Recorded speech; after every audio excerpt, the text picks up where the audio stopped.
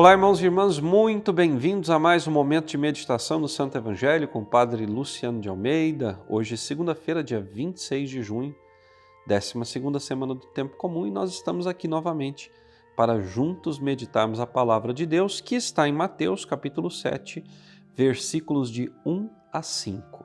Naquele tempo, disse Jesus aos seus discípulos: Não julgueis e não sereis julgados, pois vós sereis julgados com o mesmo julgamento com que julgardes, e sereis medidos com a mesma medida com que medirdes.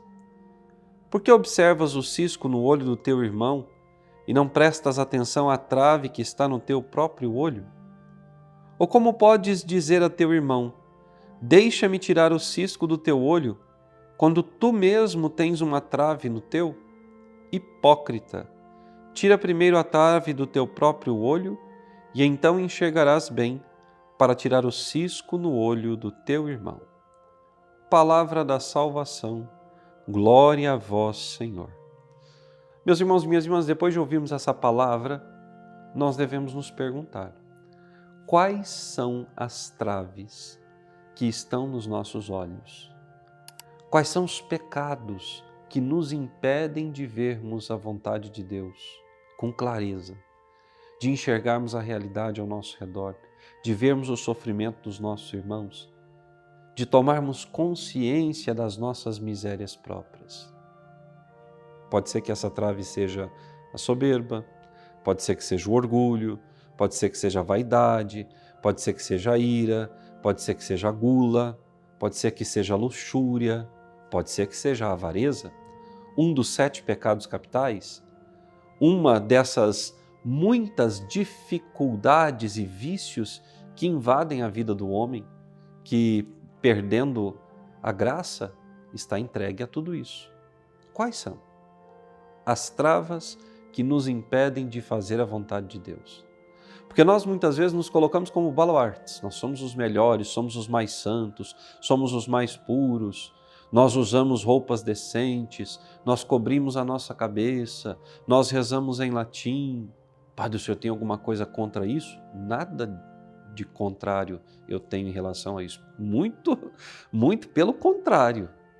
Seria uma bênção que todos viessem à casa de Deus vestidos modestamente, que as mulheres cobrissem as suas cabeças, como nos pede a tradição da igreja, que nós conhecêssemos o latim, que nós apreciássemos as grandes tradições litúrgicas da igreja. Mas não adianta apreciar isso e continuar com um coração desviado da vontade e da palavra do Senhor. Não adianta fazer disso um modo de acusar nos outros aquilo que eu mesmo não consigo vencer. E infelizmente é o que acontece. Nós estamos vivendo um tempo de muita confusão na vida da igreja. Muita confusão. Há os que não querem compromisso com nada e há os que querem o rigorismo. Nenhum e nem outro estão certos.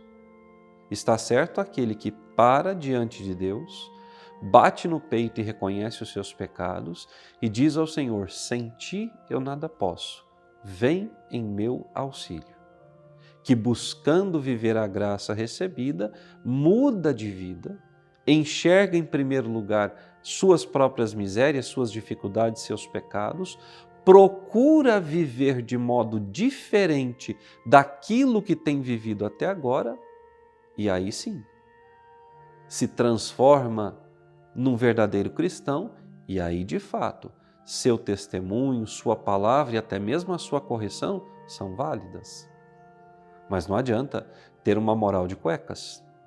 Não adianta ficar por aí gritando: eu sou o bastião da santidade, eu tenho em mim a verdade, eu sou aquele que veio quebrar as algemas da injustiça, eu tenho a fórmula concreta e real para libertar a humanidade da opressão de quem? Da opressão das coisas materiais ou da opressão do pecado?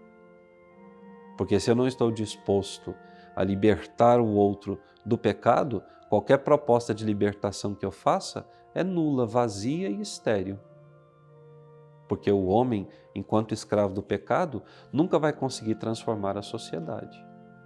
Então nós não podemos ficar nesse joguinho demagogo. Aponta o pecado daqui, aponta o pecado de lá, mas se esquece de apontar o próprio pecado. O que eu tenho feito para tirar homens e mulheres do caminho da perdição?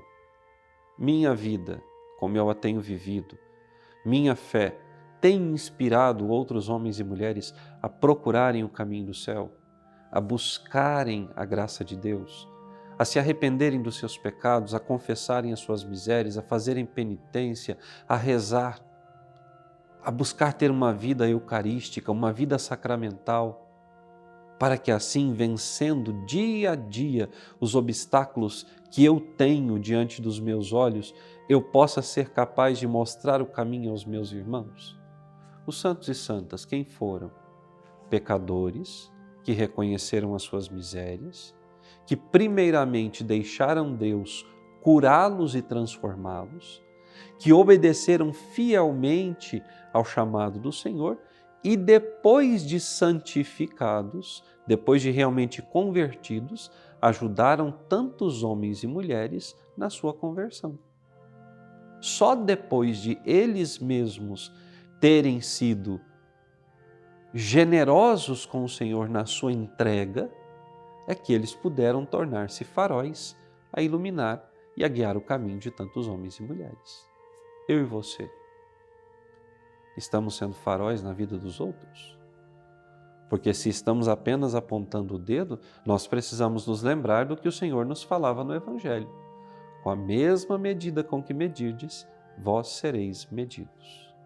Então meça com caridade, meça com compaixão, meça com amor. Isso não significa ser conivente com o pecado do irmão, mas significa olhar para o irmão como Deus olha para ele, entendendo que aquele irmão que está no pecado pode, como eu um dia, libertar-se do pecado e abraçar a vida da graça. Que Deus te abençoe e até amanhã.